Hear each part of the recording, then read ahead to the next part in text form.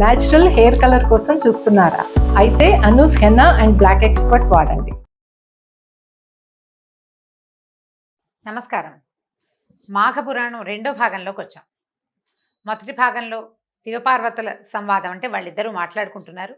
ఆ సంవాదాన్ని మనకి సూత మహాముని సౌనకాది మహర్షులకి తెలియజేస్తున్నారు. అయితే పూర్వం రఘువంశానికి చెందినటువంటి దిలీప మహారాజు, ఈయన రాముడి వంశానికి చెందినవాడు. దిలీప మహారాజుకు ఒక చాలా ప్రత్యేకమైన విషయం ఏంటంటే, కాళిదాసు రచించినటువంటి కుమార సంభవ కావ్యం దిలీప మహారాజు కథతోటే మొదలవుతుంది. ఈ దిలీపుడు చేసిన గోసేవా వృత్తాంతం చాలా గొప్పగా అద్భుతంగా వర్ణించబడింది. ఆ గోసేవ చేసి ఆయన తనకున్న కామధేను శాపం నుంచి విముక్తి పొంది సంతానాన్ని పొందాడని కుమార సంభవం తొలి భాగంలో కనపడుతుంది. అయితే ఏమైందట, ఈ దిలీప మహారాజు ఆ కాలంలో వ్యక్తులు ఎలా ఉండేవాళ్ళంటే, ఏదైనా ఒక సమస్య, ఏదైనా ఒక అనుమానం, ఒక సంశయం, ఒక ఇబ్బంది కలిగితే ప్రధానంగా గురువుని సమాధానం కోరుకునేవాళ్ళు, గురువుని అడిగేవాళ్ళు. 10 మంది గురువులు ఉండేవాళ్ళు కాదు, వాళ్ళకి కులగురువు వశిష్ఠ మహర్షినే అడిగేవారు. ఇవి దిలీప మహారాజు, నాకు సంతానం కలగట్లేదు, నన్ను ఏం చేయమంటావు, నువ్వే నాకు తండ్రివి, నన్ను ఉద్ధరించవలసిన వాడివని అడిగి గోసేవ చేయమని వశిష్ఠ మహర్షి చేత ఆజ్ఞ పొందినవాడు. అలాంటి దిలీప మహారాజు ఒకనాడు ఏం చేశాడట, వేటకి బయలుదేరితే, ఈ మృగయ వినోదము అంటే పొద్దునెళ్ళి సాయంత్రం వచ్చేసే వ్యవహారం కాదు. కొన్ని రోజుల పాటు చాలామంది వేటగాళ్లతోటి కలిసి బయలుదేరుతారు. అడవుల్లో ఏదైనా పులులతోటి సంచారం, పులి సంచారమో లేదా మృగ సంచారం, సింహాల సంచారం ఉంది, చుట్టుపక్కల ఉన్న గ్రామీణులు వాళ్ళు ఇబ్బంది పడుతున్నారు, అలాంటి వార్తలు వచ్చినప్పుడు కానీ, లేకపోతే క్యాజువల్గా కొన్నాళ్ళు సరదాగా మృగయా వినోదం చేద్దామని కానీ భావించి వస్తారనమాట. అట్లా ఒకసారి ఎట్లా బయలుదేరాడు, పొద్దున్నే ఆయన చక్కగా ఋషుల చేత మంగళాభిషేకం చేయించుకుని పూజ అదిని చక్కగా చేసుకుని, అంటే ఏదో రకంగా బయలుదేరి ప్రయాణం కాబట్టి పొద్దున్నే బయలుదేరి స్నానం చేయకుండా బయలుదేరే లక్షణం ఉండేది కాదు.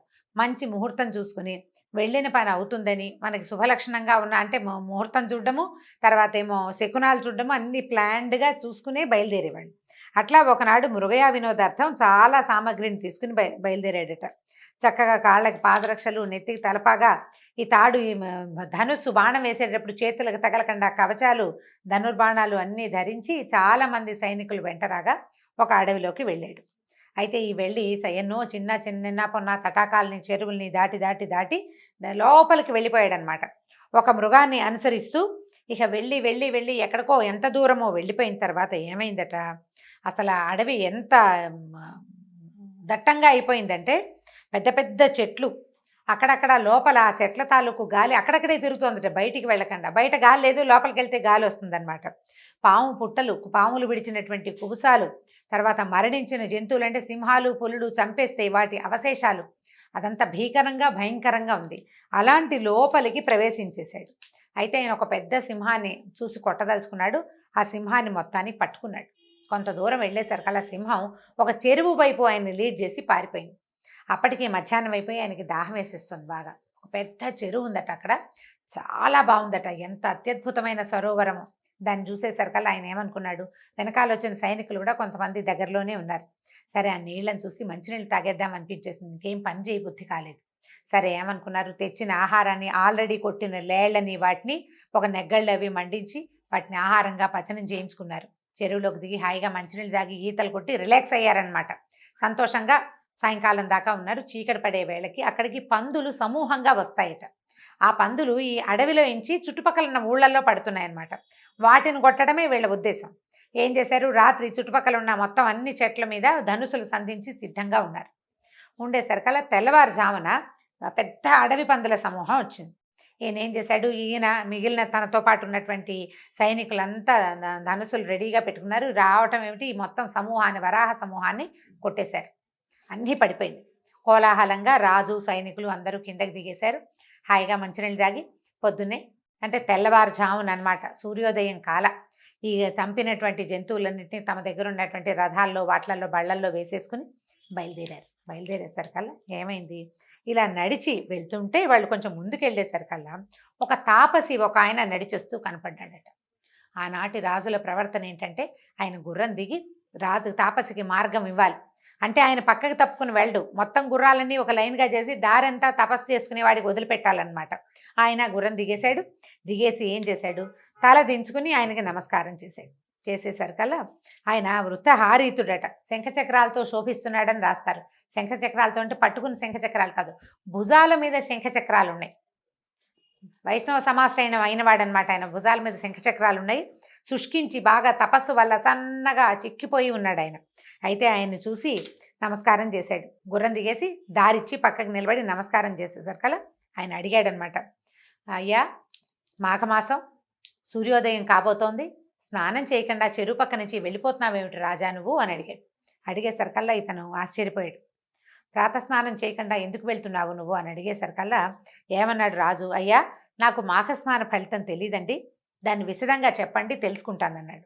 అలా చెప్పేసరికల్లా ఆ ముని ఏమన్నాడంటే, అంధకారాన్ని పోగొట్టే సూర్యభగవానుడు కాసేపట్లో వచ్చేస్తాడు కొద్ది సమయంలో.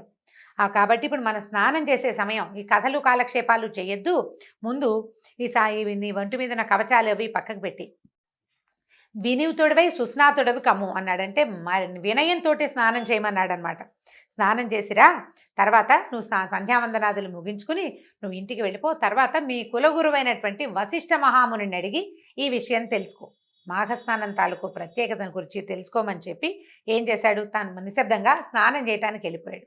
దిలీప మహారాజు కూడా ఏమిటి నేను మహారాజుని నాకెందుకు అని లేదు, ఒక మౌని, ఒక తపస్వి, ఒక ఋషి ఇలా చెప్తే ఆ పని చేయవలసిందే. ఆయన గుర్రాలను పక్కకు పెట్టి చేశాడు. స్నానం చేసి వస్తానని చెప్పేసి వెళ్ళిపోయాడు. చెరువులో దిగి స్నానం చేశాడు. తర్వాత సంధ్యావందనం చేసుకుని అప్పుడు నగరం వైపుకి తిరిగి వచ్చాడు. తిరిగి వచ్చి భార్యకి అందరికీ అంటే అంతఃపురస్థలుగా ఉన్నటువంటి మిగిలిన జనాలు వాళ్ళ బంధువులకి వాళ్ళకి చెప్పాడు.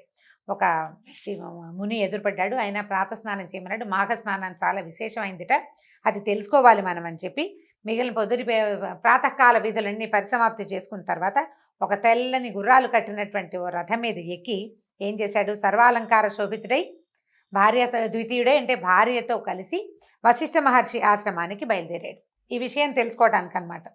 అక్కడికి వెళ్ళేసరికల్లా వెళ్ళి ఏం చేశాడు, తమ గురువైన వశిష్ఠ మహర్షిని చూసి, బ్రహ్మర్షి కదా ఆయన, పాద నమస్కారం చేశాడు. తర్వాత ఏమో ఆయన ఆశీర్వచనం తీసుకున్నాడు. ఈ ఆశ్రమానికి వచ్చిన మహారాజుకి వాళ్ళు అర్ఘ్యము పాద్యము సమర్పించారు.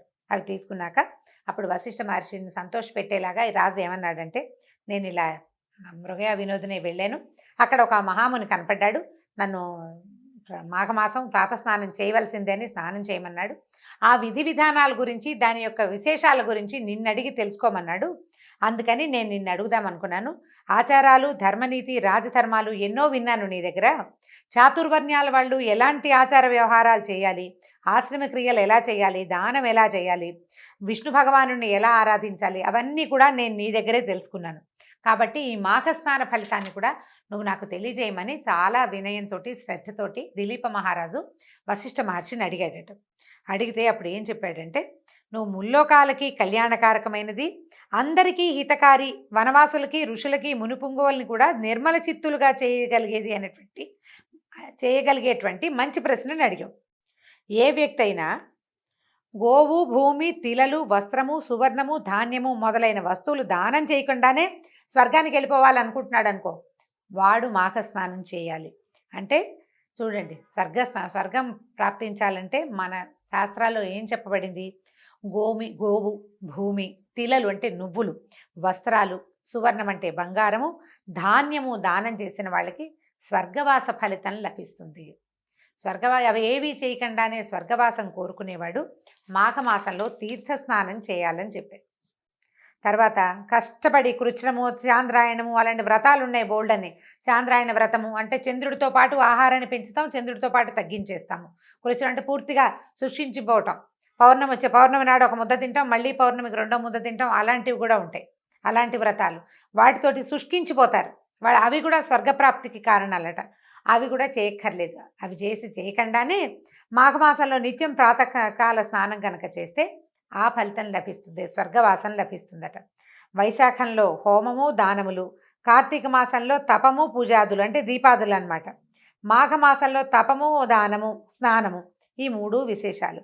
ఇప్పుడు అగ్నిహోత్రము, యజ్ఞాదులు చేయకుండానే, బావులు, చెరువులు తవ్వింపకుండానే సద్గతి కావాలని కోరుకునేవాళ్ళు, అంటే అవన్నీ చేస్తే సద్గతులు వస్తాయి. అవి చెయ్యలేని వాడు కూడా మాఘస్నానం చేస్తే అవి చేసిన వాడికి దొరికే ఫలితం వీళ్ళకు కూడా లభిస్తుంది. అతడు భూపతి అవుతాడు. ఎవడైతే ఇది మాఘస్నానం చేస్తాడో వాడికి ముక్తి ఒసిగేటువంటి బుద్ధి లభిస్తుంది. అంటే ముక్తిని కోరుకునేటువంటి బుద్ధి లభిస్తుంది. బుద్ధి చక్కటిదిగా అవుతుందని చెప్తున్నారనమాట. తర్వాత ఇంకా ఇలాంటివి ఎన్నో పతివ్రతా స్త్రీలు ఒక్కొక్కళ్ళ కథలు చెప్తున్నారనమాట. ఏం చెప్తున్నారో చూద్దాం. అదితి ఏం చేసిందట, 12 సంవత్సరాలు తదితరాలన్నీ త్యజించి తపస్సు చేస్తే ఆవిడ ఏం చేసింది, మాఘస్నానం చేసినందుకు ఆవిడకి ముల్లోకాల్ని ప్రకాశింపజేసే 12 ఆదిత్యులని పుత్రులుగా పొందింది. 12 మంది ఆదిత్యులు ఉన్నారు. ఈ 12 ఆదిత్యుల తల్లి ఎవరు, అదితి. ఆమె 12 సంవత్సరాల పాటు మాఘస్నానం చేస్తే ఆ ఫలితానికి ఆమెకు అలాంటి కుమారులు కలిగారట. తర్వాత రోహిణి సౌభాగ్యవతిగాను, అరుంధతి దానశీలాపరాయణత్వం కలిగిన దానిగాను అయ్యింది. ఈ మాఘస్నానం వల్లే ఇంద్రాణి అయినటువంటి శచీదేవి రూపయవ్వన సంపన్నయ్యై 7 పతివ్రతా స్త్రీలలో స్థానం సంపాదించింది శచీదేవి కూడా. కాబట్టి ఇలాంటి అద్భుతమైన ఫలితాలు కావాలనుకునే వాళ్ళు మాఘస్నానాన్ని చేయాలి. మాఘస్నానం ఎన్నో విశేషమైన ఫలితాలు ఇస్తుంది. ఇప్పుడు చక్కగా సాంగంగా స్నానం చేయగలిగిన వాడికి ఎలాంటి ఫలితం లభిస్తుందో, భయంతో కానీ తెలియక కానీ అవసరపడి కానీ స్నానం చేసిన వాడికి కూడా అలాంటి ఫలితమే లభిస్తుంది. అందులో ఎలాంటి తక్కువ లేదు. మాఘస్నానం చేసి ఒక గోదానం కనుక చేయగలిగితే గోవు శరీరం మీద ఎన్ని రోమాలు ఉంటాయో అన్ని దివ్య సంవత్సరాలు అతను అన్ని వేల దివ్య సంవత్సరాలు అతను స్వర్గలోక వాసం చేస్తాడు అని చెప్తున్నారనమాట. తర్వాత అన్ని దానాల్లోనూ మాఘంలో తిలాదానం చాలా విశేషమట. మనం ఈ తిలాదానం దీపావళి అప్పుడు కూడా చేస్తామండి. తర్వాత సంక్రమణంలో కూడా తిలదానం చేస్తాం. మాఘమాసంలో తిలాదానం ఉంటే నువ్వులు దానం ఇస్తామంటే ఎవరు తీసుకోరు. ఏం చేయొచ్చు, నువ్వులతోటి చిక్కీ లాంటివి చేసి నువ్వుల ఉండలు చిమ్మిరి అలాంటిది దానం చేయొచ్చు. అంటే ఖాద్య పదార్థంగా చేసి కూడా ఇవ్వచ్చు. అది కూడా దానం కిందకే వస్తుంది, ఏం తప్పులేదు, అది కూడా దానం కిందకే వస్తుంది. అది చాలా మంచిది. కాబట్టి తిలదానం చేయాలి. మాఘస్నానం తర్వాత బ్రాహ్మణులకి భోజనం పెట్టాలి. అట్లు భోజనం కనుక బ్రాహ్మణులకు కనుక భోజనం పెడితే పితరులని సంతృప్తి పరిచినట్టుగా అవుతుందట. పితృదేవతలు ఉంటారు కదా, తాత తండ్రులు, మన ముందు తరాల్లో మరణించిన పెద్దవాళ్ళకి వాళ్ళకు కూడా భోజనం పెట్టిన ఫలితం వస్తుందట. వాడు శుద్ధుడై విష్ణులోకానికి వెళ్తాడట. ఈ కారణం వల్ల అందరూ ప్రయత్నించి మాఘంలో కనీసం బ్రాహ్మణాదులకి ఇతరులకి భోజనం ఇవ్వాలి. ఆకున్నవాడికి ఆకలిగా ఉన్నవాడికి అన్నం పెట్టినా కూడా ఇలాంటి ఫలితమే లభిస్తుందండి. ఇప్పుడు బ్రాహ్మణుని వెతుక్కుని ఎక్కడిస్తామో అని భావించదు. ఎవరికైనా అన్నం పెట్టగలిగితే అది మనకి ఈ నెలలో చాలా ఫలితాన్ని ఇస్తుందట. తర్వాత ఏం చెప్తున్నారు, ఎవరైనా సరే దానం చేయకుండా మాఘమాసాన్ని గడిచిపోనివదట. శక్తి అనుసారం మాఘమాసంలో దానం చేయాలి. మాఘంలో ఇంకొకరిని చెప్పారు, చెప్పులు కమండలము దానం చేస్తే వాడికి స్వర్గం వస్తుందట. తర్వాత మాఘమాసంలో స్నాన రూపమైన తపస్సు, అంటే ఇక్కడ మాఘంలో తపస్సు అంటే ప్రత్యేకమేం లేదు, స్నాన రూపమైన తపస్సు కూడా. స్నానమే తపస్సు. ఇప్పుడు ఇంట్లో పొద్దున్నే సూర్యోదయాత్ పూర్వం స్నానం చేయగలిగినా సరే, లేదా ప్రయత్నించి ఏదైనా నది తీరానికి కానీ, లేదా ఒక చెరువు దగ్గర కానీ, ఒక జలాశయం దగ్గర కానీ, ఒక జలపాతం దగ్గరికి కానీ, లేదా ఎక్కడైనా ఊర బావులు ఉంటాయి, ఊళ్ళో బావి, ఆ బావి దగ్గర కూడా సూర్యోదయానికి ముందే వెళ్ళి స్నానం చేసేసి సూర్యోదయంలో సూర్యుడికి నమస్కారం చేసుకున్నా కూడా విశేషమైన ఫలితాన్ని లభిస్తుందిట. దీనివల్ల ఏం చెప్తున్నారు, స్నానం వల్ల పాపం నశిస్తుంది, ఆరోగ్యం సిద్ధిస్తుంది. ఈ స్నానం చేసిన తర్వాత దానం కూడా చేయగలిగితే స్వర్గల ప్రాప్తి లభిస్తుంది. దానం చేయలేకపోయినా కూడా విశేషమైన ఫలితం లభిస్తుంది సూర్య దర్శనం వల్ల. మనం చేయగలిగితే చేస్తాం, చేయలేకపోతే మానేస్తామని చెప్పి ఈ విషయాన్ని సూత మహాముని శౌనకాది ఋషులకి చెప్పారు. ఇప్పుడు చూడండి ఎన్ని చేతులు, నోళ్ళు, పదాలు, పేర్లు మారినాయో చూద్దాం. శివపార్వతులు ఒకళ్ళతో ఒకళ్ళు మాట్లాడుకున్నారు. తర్వాత సూత మహాముని శౌనకాది మునులతో మాట్లాడాడు. ఇక్కడ వశిష్ఠ మహర్షి దిలీప మహారాజుతోటి చెప్తున్నాడని, ఈ శివపార్వతులు మాట్లాడుకున్నారని ఆ విషయాన్ని సూత మహాముని ఋషులకి చెప్తున్నారనమాట. ఎంతమంది వీళ్ళందరూ కూడా మన కోసమే చెప్తున్నారండి, మన కోసమే చెప్తున్నారు. ఇప్పుడు ఇంత చేయగలమా లేదా అనేవి చాలా ప్రశ్నలు.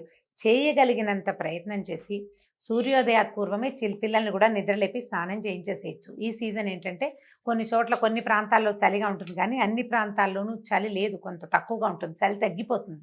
ఎండ మంచిది, తొలి ఎండ మరీ ఆరోగ్యకరం. ఈ రోజుల్లో అయితే డి విటమిన్ బాగా గెయిన్ అవుతుందండి, అందరూ ప్రయత్నించండి. సరే, దీంతో 2వ భాగం సమాప్తం అండి. మళ్ళీ రేపు కలుసుకుందాం. నమస్కారం.